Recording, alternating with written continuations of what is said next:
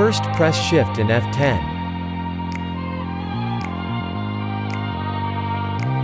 Type disk part and then press Enter.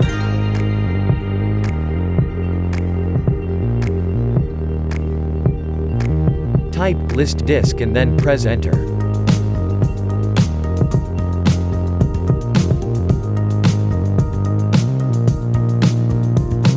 Locate your Windows installation disk. Mine is disk 0, but yours could be different.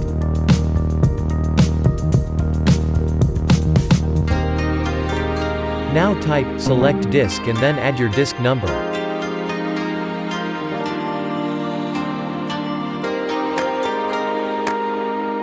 Type clean and then press Enter.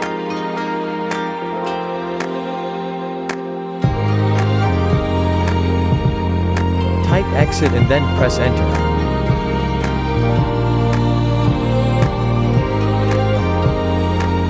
Type exit and then press Enter.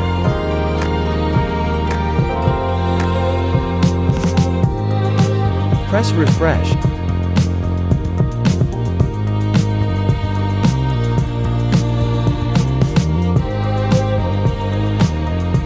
Select your drive and then press next.